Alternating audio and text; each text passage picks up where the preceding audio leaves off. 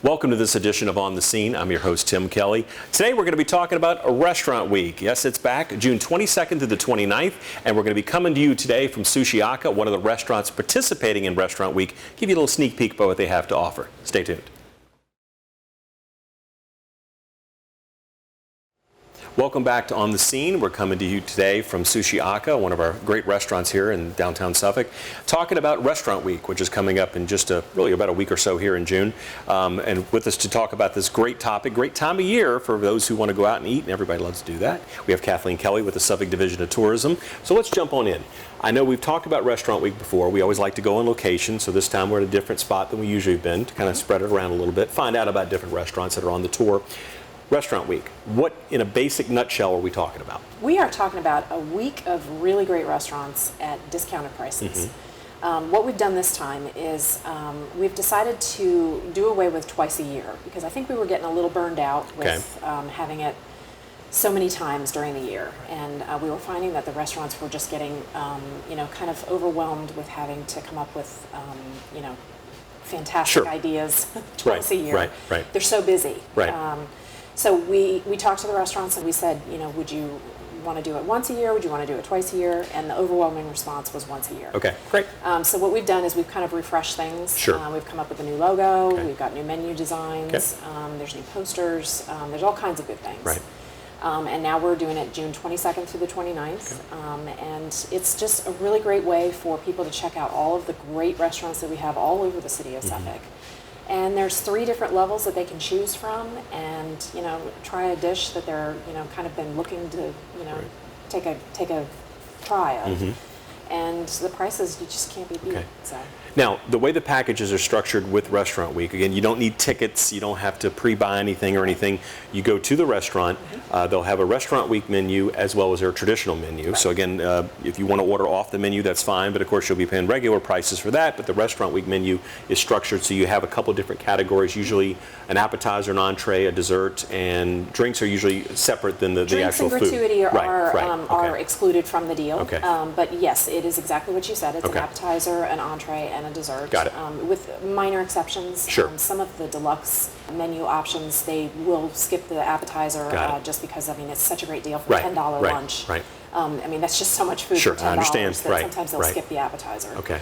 But that's very few and far between. Okay. But majority of them, it's so much food. Right. And you can go to some of these high-end restaurants and get a 3-course dinner for $40. Right. I don't know of any place where you can do that these days. Very true. So it's a phenomenal deal. And typically what we see with the restaurants, correct me if I'm wrong, is that they'll either try new things sometimes at Restaurant Week or take some of the fan favorites and put them there to help showcase for the people who've never been to a particular restaurant before. So it's really interesting to see how it kind of comes together and how every restaurant kind of spins Restaurant Week for themselves. Yeah, these are chefs that have been at this a long time. Right. So they kind of know what their audience is looking for. But it's also a good time for them to try new things. Yes. So a lot of them will do a nice mixture of both. They'll pull out the things that they know are, exactly what you said, fan favorites. Right. But they'll also toss in something that they'll say, let's see if this flies with the audience. Right. And it's a good time to test things out. Right. So I always look forward to seeing what the menus are when they come across my desk. Sure. Just because it's so fun to see what the offerings are. So like I said, you cannot beat this. Right. And as far as you talked about different levels, so different restaurants will be participating at different levels. How are the levels, if people see the title, so they kind of know how the fee structure will be? Right. We've got 3 different levels. Okay. We started that a number of years ago. Sure. We used to have 2, but we went to a 3rd level just because prices are on the rise. Right. Cost of living is a little different now. So we've got the deluxe level, which is a $10 lunch and a $20 dinner. Got it. And then we have the premier level, which is the middle level. Right. And that is a $15 lunch and a $30 dinner. Got it.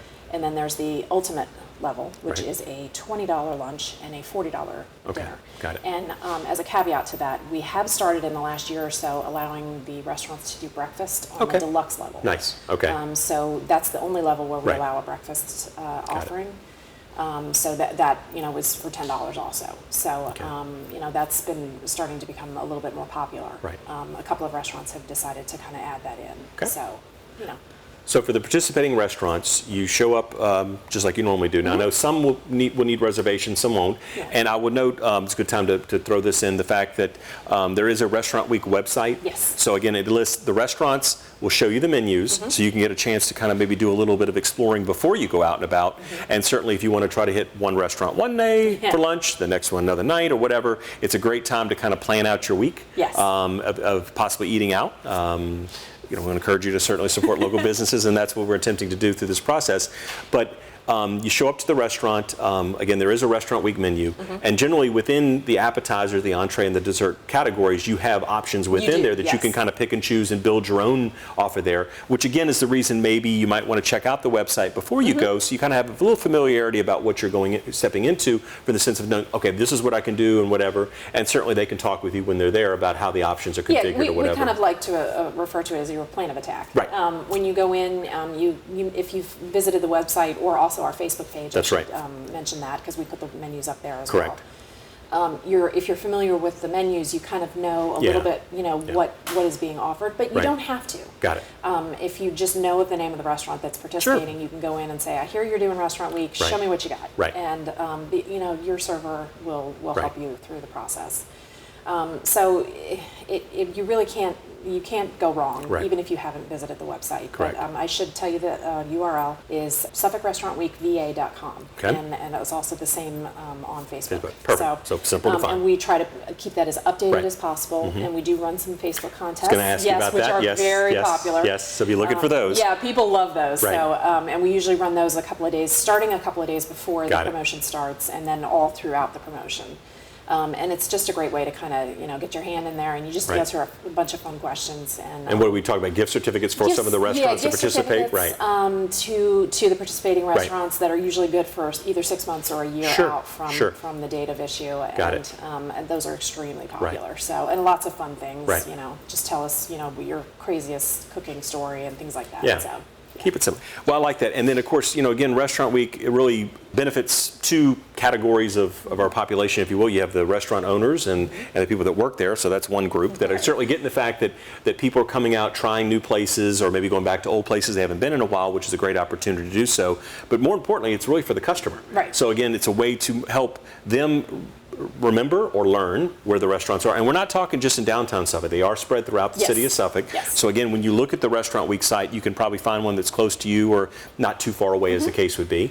So it's a great opportunity. A good variety of restaurants as well typically are offered. So check that website out. Check out the Facebook page. Look for the contest as noted. A great way to possibly get a little bonus, so to speak, for Restaurant Week. Exactly. And I think, as you noted off the top, you've kind of segmented Restaurant Week into one time a year to really focus on that and make sure, again, it's working for the restaurants as well as for the customers. Because, again, the intent is to get you to come in and certainly have the repeat business beyond Restaurant Week, so you build that relationship with the local vendor. Right, and we've just found that this kind of concentrating on once a year, you get more bang for your buck. Yes. It's just... the restaurants seem really excited about kind of concentrating on once a year. Yes. They can really put all of their efforts into that one time, really making it special for the customer. Sure. We felt the same way. We're going to be doing a lot of advertising and kind of getting the word out to everybody in the area. So you'll be hearing it a lot on the radio and on TV and things like that. So. Good. We're just really excited about this time. We don't know if we'll stay with the June timeframe. We're going to see how this works. We might be moving it up or moving it back, depending on how this works this year. And we're just going to see how it goes. But we're very excited about it. And again, the dates for 2019 are June 22nd through the 29th. Okay. So coming right up. Okay. And again, would suggest you really definitely check out the website and the Facebook page to see the restaurants that are participating. Get a look at the menus before you go out and explore. Again, we talked about the price levels, and it will be one level per restaurant, so you won't have a mixing and matching. We do actually allow that. You do? Okay. We do. A couple of years ago, I started doing that just because some folks, there was one in particular that liked to do different levels of dinner. They had a premier dinner and also an ultimate dinner. A lot of them stay with the same level throughout their offerings, but most of them will, like I said, most of them will stay with that one level. But every now and then you'll have maybe a deluxe lunch, but a premier dinner. But we're flexible. Okay. We try to work with the restaurants as much as they, whatever they need to do, we try to. But course. it's clearly marked on the. I was going to say, just follow the menu. It might sound like the levels.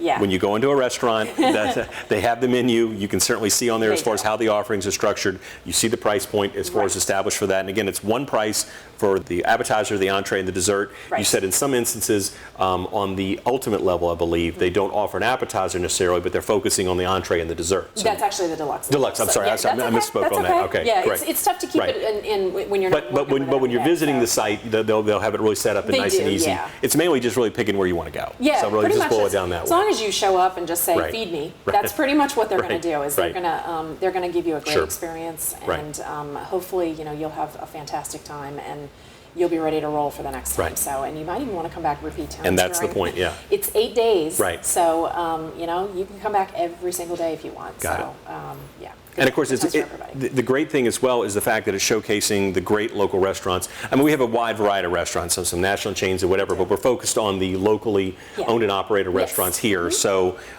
you get a chance to see very individualistic approaches to food and how everybody's doing it. So again, different flavors. Certainly with Sushiaka, I think the name pretty much tells you what we're dealing with. And we're going to be spending some time with Michael Hart in our next segment talking about his restaurant. So you get a little more in depth about what's going on here at Sushiaka. Again, one of our restaurants here in downtown Suffolk.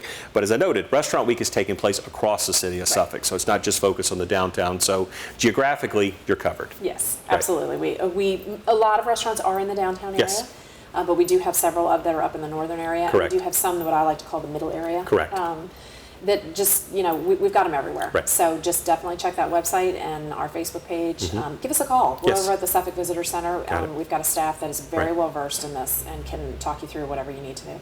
You can even stop in and take a look at the menus if you want. So Very good. If you're out and about, keep it simple, right? come on in. We'll chat happily with you. Great. So, yeah. All right. Well, Kathleen, thanks for your time today. Thank you so much. And we'll have more on the scene again coming to you from Sushiaka after this short time out.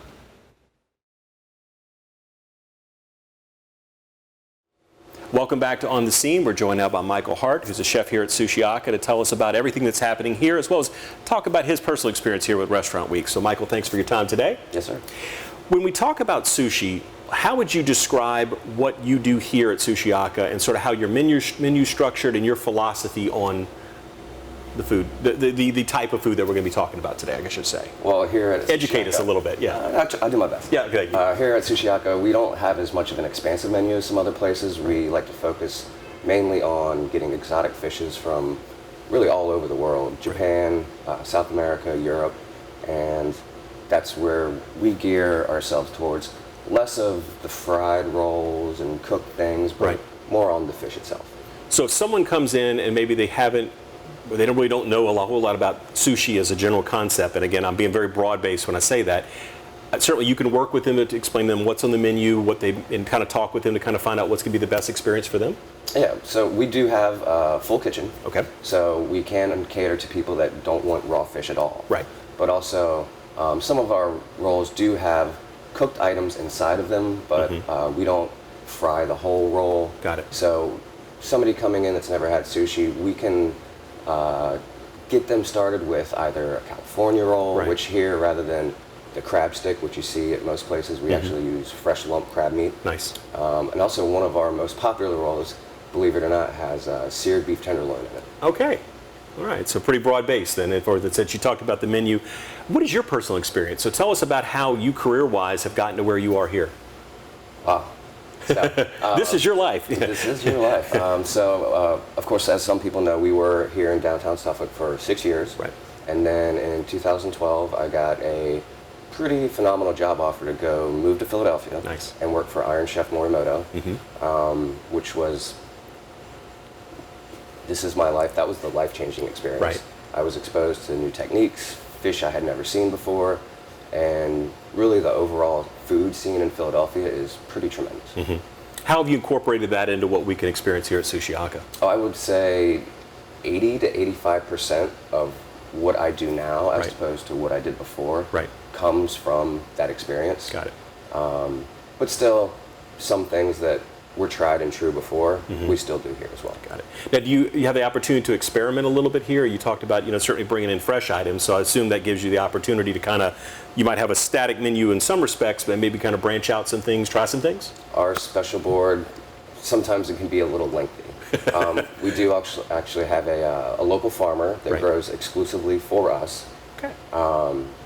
So usually on my days off, I will be in the dirt, picking vegetables. Right. So right now, especially this time of year, we're getting blackberries, raspberries, blueberries, cucumbers, our salad greens. Right.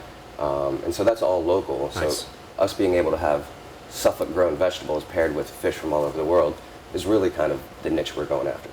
How do you conceptualize what you're trying to do? I know obviously you look for the fresh items, the local items, you talked about the fish from around the world, but I mean, when you're thinking philosophically as far as how you're going to put together an item, how do you approach that? Fish is first. Okay. And then from there, I could add many, many things, Right. but I would like to highlight the texture and flavor of each individual fish, and doing that with as little sauce as possible. Really just freshness, healthy food is what we're all about. Do you have any fish favorites, so to speak? The fatty tuna belly, Okay. otoro, is pretty unctuous, very rich, and like I said, it's fatty tuna Right. belly. I like some of the snappers, and then I'm a big fan of some shellfish. Okay. Giant clams, live scallops. Most people think you can only eat a scallop cooked, but actually raw. Right. It brings out the sweetness of the scallop. So those are my favorites, but mainly rice. And sushi itself means is rice. Okay. And so if I would say 6 days a week, Right. my diet consists of rice and fish. Nice.